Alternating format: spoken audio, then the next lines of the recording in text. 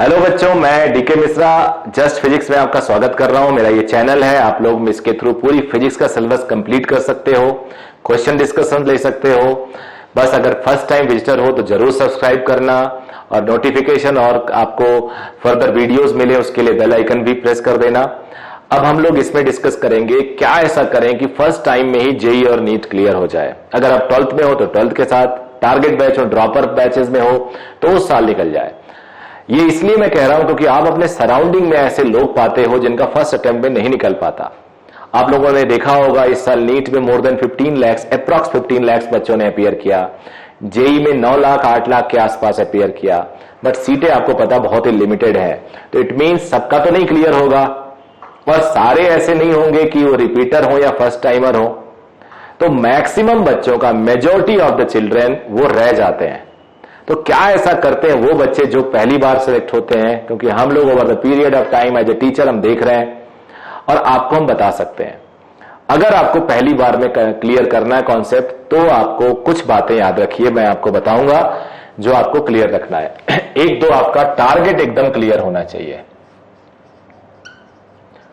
Target clear कर लो। जैसे अगर आप नीट में हो तो बेटा आपका टारगेट मान लो 620 नंबर है या व्हाटएवर, या जेई है तो 300 का पेपर हो रहा, मान लो 270 250 मान लो। ये तो टारगेट हर बच्चे का अलग अलग होता है। फिर एडवांस में आप मान लो 70% टारगेट करते हो, बिकॉज मार्क्स कई बार वेरी करता रहता है।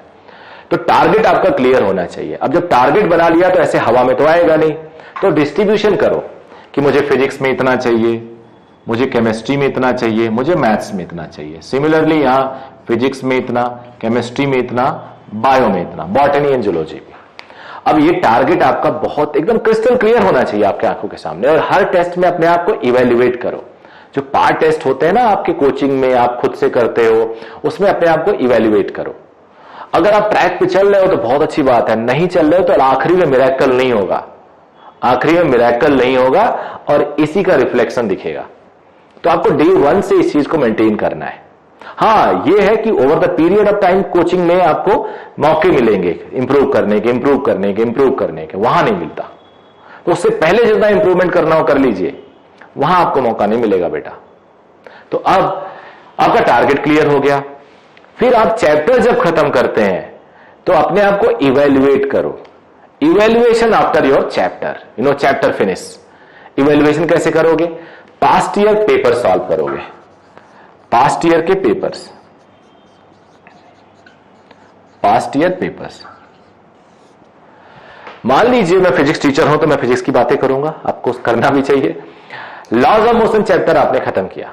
अब पिछले सालों में लॉज ऑफ मोशन के जितने भी क्वेश्चंस आए हों, आपको पढ़ने के बाद अगर सारे क्वेश्चंस नहीं हो रहे हैं तो प्रिपरेशन कहां अच्छी है जी?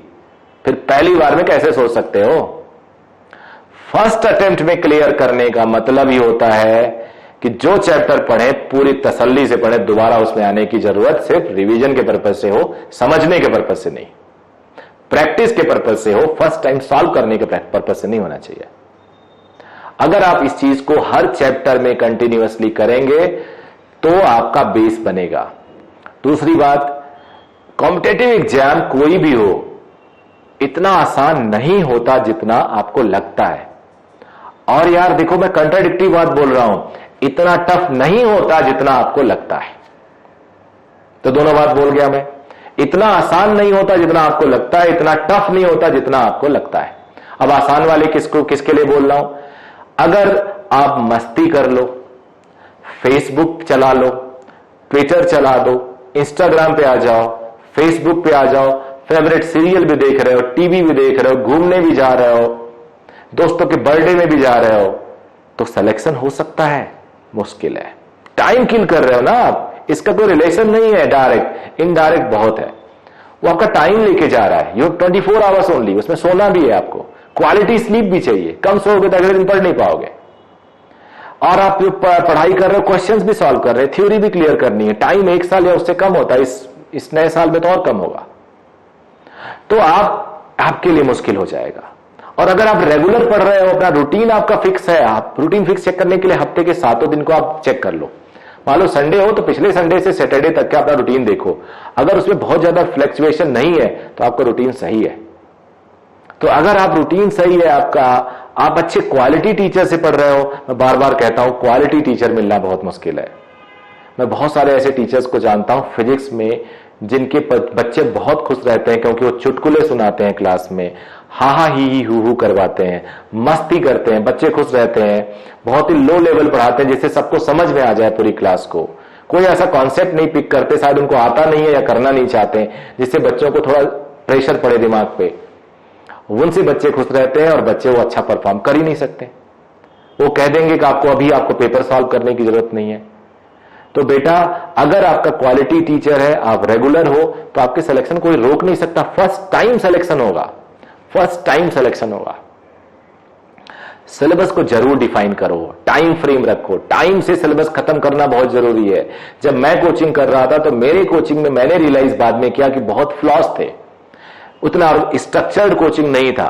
मैंने 8 महीने की कोचिंग की, 8 महीने टाइम मिले जेई और मेरे प्रिपरेशन में बोर्ड के रिजल्ट के बाद।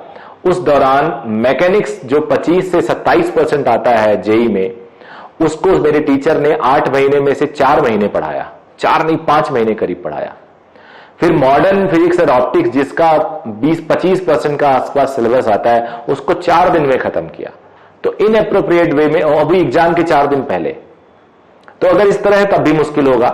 अदरवाइज अगर आप सिस्टमेटिक पढ़ा रहे हैं, आप कोचिंग से बात करिए उनका सिलेबस कैसे खत्म होता है, पास्ट ईयर के बच्चों से बात करिए सिलेबस कैसे खत्म होता है, टीचर क्वालिटी वाले हों, टेस्टिंग क्वालिटी दे रहे हो आप, तो कोई ताकत नहीं है जो आपको पहली बार में सिलेक्शन से रोक ले।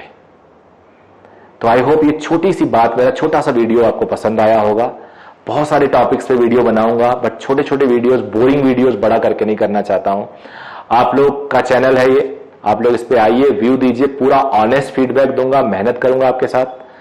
आपका रिजल्ट भी अच्छा है, नेचुरली आपका रिजल्ट अच्छा आएगा तो हमारा भी रिजल्ट अच्छा आएगा। Thank you very much.